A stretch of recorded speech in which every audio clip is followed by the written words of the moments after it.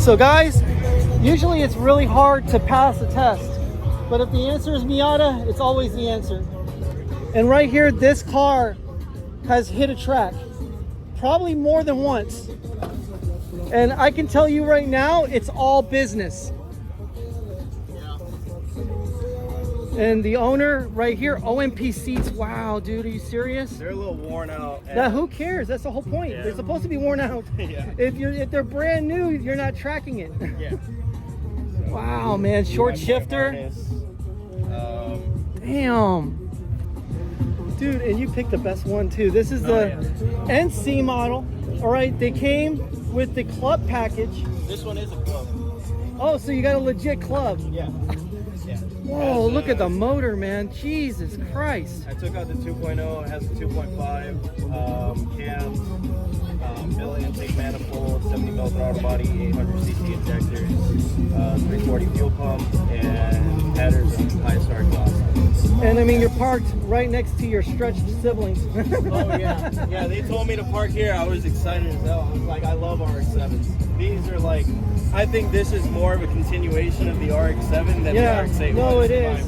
I mean, the RX-8, the Renesis motor was, last grasp at rotary glory, but fun fact, so the RX-8 and the NC actually share the same chassis. Exactly. The RX-8 subframe bolts onto the NC, and when you swap over the subframes, you can actually throw the Renesis motor or a normal 13B into it. No, that's really awesome. I mean, you know what? Everybody's like gold standard though is that either the 4-rotor or a 3-rotor, rotary engine.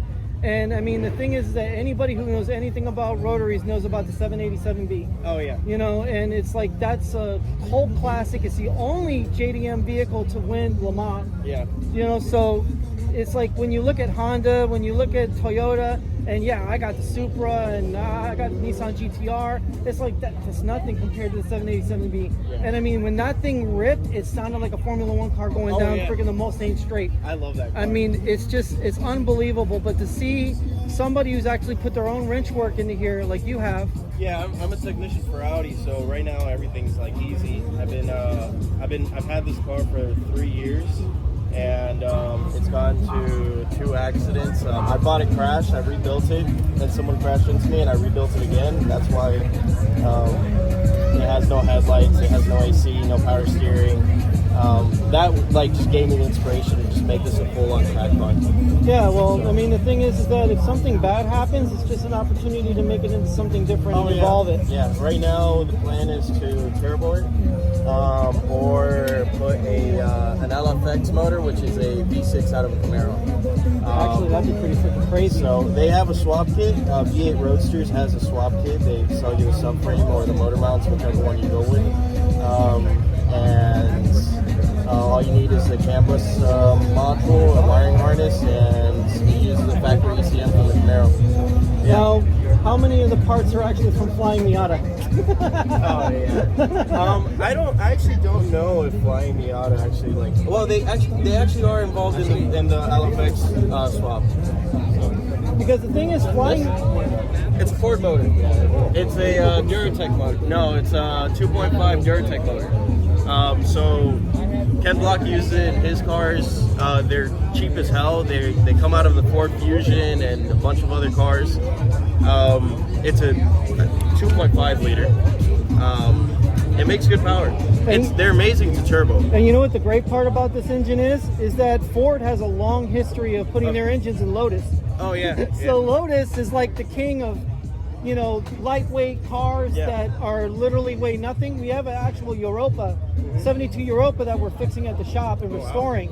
So it has a 4 Cortina engine, it has a big valve, 120 horse. Yeah. And I mean, the car, I can push it by myself. It's unbelievably light. This thing weighs 2,200 pounds. It's around like 2250. And the cool thing about these engines is that Cosworth has had their hands on these engines since they got Ford Cosworth. They've had that thing going on. Cosworth has had their hands on this engine, and they've been modifying this engine for ever since like the beginning of it. So since Yeah, like I know exactly. the 90s. I mean, they do the same thing with the Duratec V6s that come in the Mondeos and everything. Yeah. They weld them together and they make an Aston Martin V12. Yeah. Wink, wink, nudge, nudge. That you're buying an Aston Martin with a Duratec V6 welded together. Oh yeah. But nevertheless, the V12 in an Aston sounds amazing, and you know, so do the V8s. But regardless, it's funny how Ford and Mazda and Lotus and all these, you know, companies intertwine, you know, with how they build lightweight cars. Yeah. You know what I mean? Because obviously Ford is a global company. Oh yeah, Ford has had their hands in everything. They've had their hands in Aston Martin. They've had their hands in Jaguar, Land Rover, Mazda, Volvo. Even Koenigsegg. When Koenigsegg first started, they Koenigsegg reached out to Ford and they used their dual overhead cam V8. Now, as a fun fact, believe it or not, the Ford Ka has the same platform as the Abarth, which is Colorado. Oh yeah? Yeah, so the Ford Ka and the Abarth are the same car under the global platform between Fiat and Ford. Gotcha. So in Europe, the 595, the 695, all those platforms are universal in England. Yeah. So the thing is that, you know, cars have become more cars have become more global than ever. Oh yeah. And that's why you see your BRZ, FRS, you know, concoctions, and now the new Supra, which is a BMW Toyota concoction. So it's just a great way to save money, you know, between the companies.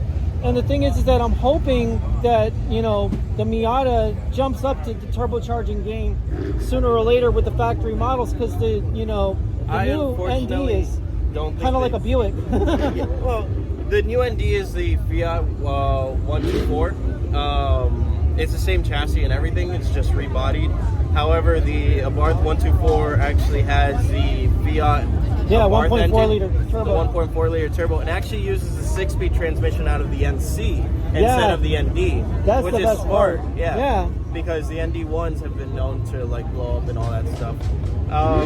But they're the same car, same chassis, same suspension, everything besides drivetrain.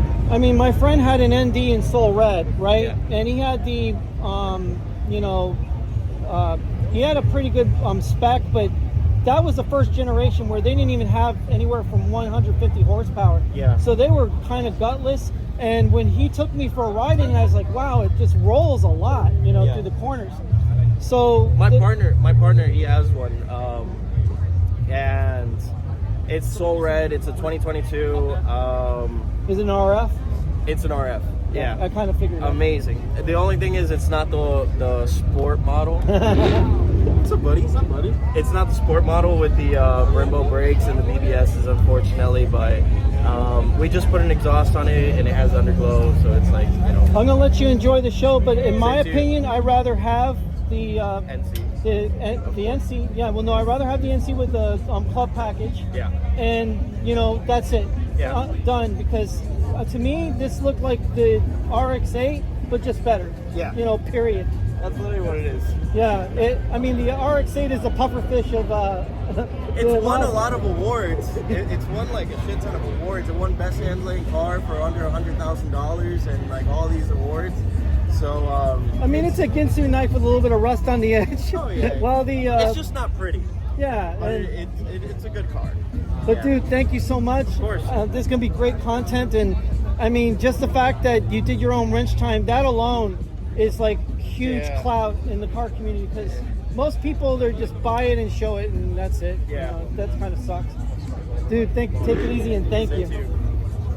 And there you go, guys. That's the kind of content you get out here at Cars and Coffee Miami. You get legit owners who have actually done wrench time, who have put in the effort to make sure that their cars are as top-notch as possible. And right here, look at that. They come small too.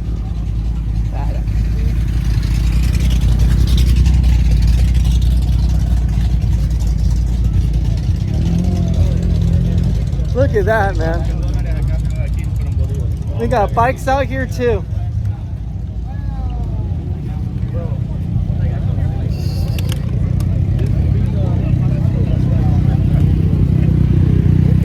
Hey man, I'm taking my MSF. I can't wait to learn how to ride.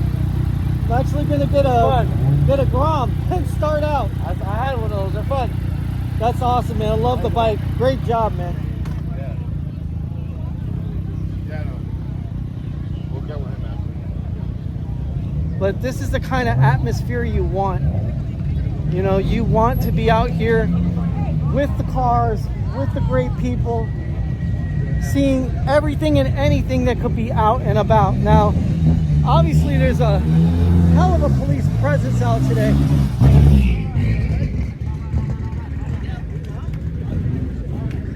So it has been kind of crazy, but we're finally going to return to Turbo Tom.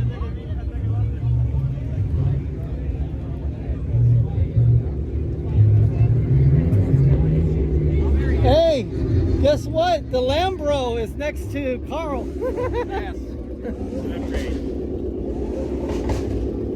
So what's up with the cops? Did you find out? I have no idea. I think there's a lot of revving and stuff going on, so now the cops are coming onto the scene and trying to ticket people, maybe. I'm not sure. But they're all situated over there at that end. Yeah. I don't know why people do that crap. Trying to Supercar Saturdays got kicked